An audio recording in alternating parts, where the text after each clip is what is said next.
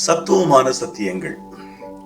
இன்றைக்கு நாம் சிந்திக்க போற சத்தியம் என்னன்னா, ஆபிரகாம் எப்போது தேவனுக்கு பயப்பட துவங்கினான், இல்லைன்னா தேவன் எதிர்பார்க்கிற அளவின்படி ஆபிரகாம் எப்போது அவருக்கு பயந்து வாழ துவங்கினான். ஆபிரகாம் வேதாகமத்திலே எந்த அதிகாரத்தில் முதல் அறிமுகப்படுத்தப்படுகிறான் என்ற கேள்வியை கேட்டா, இதுக்கு 190% மக்கள் உடனே தாமதம் இல்லாம சொல்லுவாங்க 12ஆம் அதிகாரம் ஆதியாகமம். ஆனால் 11வது அதிகாரம் 26வது வசனத்திலே அவன் அறிமுகப்படுத்தப்படுகிறான். 12ஆம் அதிகாரத்துல கர்த்தர் அவனுக்கு வாக்கு தத்தம் அருளுகிறார். அவனை தேவன் புதிய இலக்கோடு வழிநடத்த அழைக்கிறார். 13ஆம் அதிகாரத்துல பிரதானமாக நாம் பார்ப்பது தன்னுடைய சகோதரனுடைய மகன் லோத்துவுக்கும் தனக்கும் 2 வேலைக்காரர்களுக்குள்ள பிரச்சனையினால 2 பேரும் வெவ்வேறு திசைகளுக்கு பிரிந்து போகிற நிகழ்வு இருக்கிறது.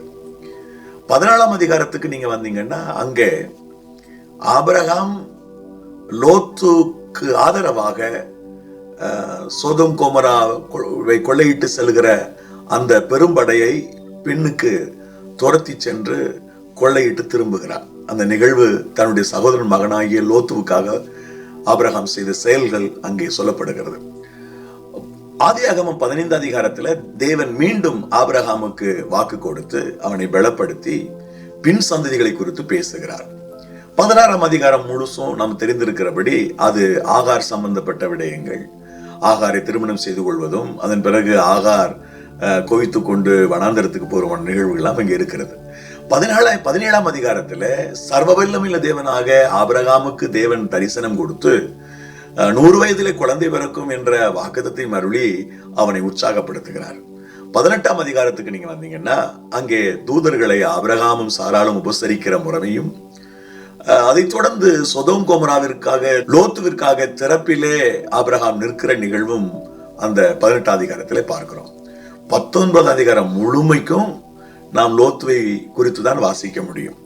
20ஆம் அதிகாரத்துல ஆபிரகாம் சாரால் மற்றும் அபிமெலேக்கினுடைய நிகழ்வுகள் அங்கே வருகிறது. 21ஆம் அதிகாரத்துல ஆகாரையும் இஸ்மவேலையும் வனாந்தரத்துக்கு ஆபிரகாம் அனுப்பி வைக்கிறான். அவர்கள் வனாந்தரத்தில் அலைந்து திரிகிறார்கள். அந்த நிகழ்வெல்லாம் 21ஆம் அதிகாரத்துல பார்க்கிறோம். இப்ப 22ஆம் அதிகாரத்துக்கு நீங்க வரும்போதுதான் ஈசாக்கை பலியிட மோரியா மலைக்கு ஆபிரகாம் செல்கிறான். பலியிட போகும் பொழுது ஆண்டவர் பிள்ளையாண்டன் மேல் கையை போடாதே அப்படின்னு சொல்றார். ஆபிரகாமே ஆபிரகாமே அப்படின்னு கூப்பிட்டு கையை போடாதேன்றார். 22ஆம் அதிகாரத்துல 12ஆம் வசனத்தை பாத்தீங்கன்னா ஒரு அழகான வார்த்தை இருக்கிறது. இப்பொழுது நீ தேவனுக்கு பயப்படுகிறவன் என்று அவர் சொல்றார். அப்ப இதுக்கு முன்னாடி அப்படின்னு கேட்டா, கர்த்தருக்கு பயந்தார். ஆனால் தேவன் எதிர்பார்க்கிற அளவிலே அவர் கர்த்தருக்கு பயப்படவில்லை.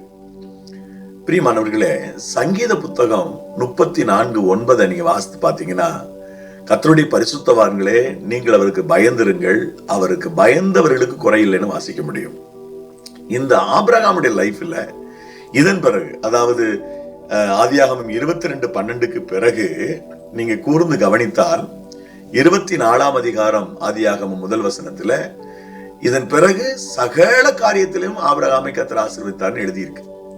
அதே அதிகாரம், அது ஆதியாகமம் 24:35 வாசித்து பார்க்கும்போது அவனை கர்த்தர் சீமான வைத்திருந்தார். அதன் பிறகுதான் ஒரு சம்பூர்ணமான பரிபூர்ணமான ஆசீர்வாதத்தை அவனுடைய லைஃப்ல நம்ம பார்க்க முடிகிறது.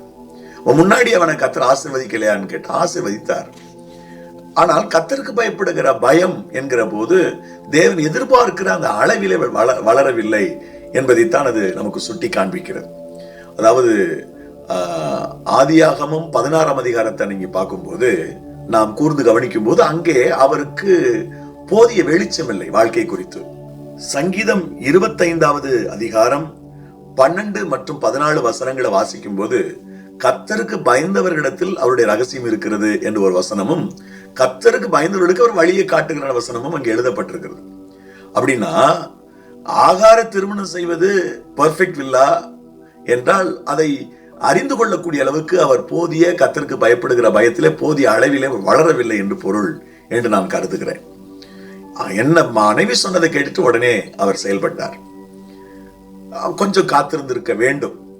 ஆனால் 18ஆம் அதிகாரத்துக்கு நீ வரும்போது, நான் செய்ய போகிறதை ஆபிரகாமுக்கு மறைப்பேனோ அப்படின்னு கர்த்தர் சொல்றார் 18-19. அப்படின்னா சங்கீதம் 25:12-14 படி கர்த்தருக்கு பயப்படுகிறதுல இந்த ஆதியாகமம் 16வது அதிகாரத்திலிருந்து 18ஆம் அதிகாரத்துக்கு வரும்போது ஆபிரகாம் சற்று வளர்ந்திருக்கிறான் என்று பொருள்படுகிறது. அதனாலதான் கர்த்தர் காரியத்தை வெளிப்படுத்துகிறார். ஏனென்றால் காரியம் யாருக்கு வெளிப்படும்? கர்த்தருக்கு பயப்படுவதற்கு வெளிப்படும். இன்னும் அதிகமான அளவு அவன் தேவனுக்கு பயப்பட வேண்டும் என்று தேவன் எதிர்பார்த்த போது இந்த 22ஆம் அதிகாரத்துல ஆண்டவர் திருப்திப்படக்கூடிய அளவிற்கு ஆபிரகாம் தேவனுக்கு பயந்தார். இப்பொழுது நான் அறிந்திருக்கிறேன் நீ தேவனுக்கு பயப்படுகிறவன் என்று பரலோகம் சாட்சி எழுகிறது. ஆதியாகமம் 11ஆம் அதிகாரத்திலிருந்து 22ஆம் அதிகாரத்துக்குள்ள எவ்வளவு காலம் இருக்கும் என்று உத்தேசமா சொல்லணும்னா, எக்ஸாக்டா நான் கணக்கு பார்க்கவில்லை, ஒரு 50 ஆண்டுகள் வைத்துக் கொள்ளுங்களேன். 50 வருடங்கள் ஆச்சு ஆபிரகாம் தேவனுடைய எதிர்பார்ப்பின்படி அவருக்கு பயந்து வாழ்வதற்கு. பிரியமானவர்களே, நாம் கர்த்தருக்கு பயந்து வாழ்ந்தால் நம்முடைய வாழ்க்கையில ஒரு குறையும் இல்லை. God bless you.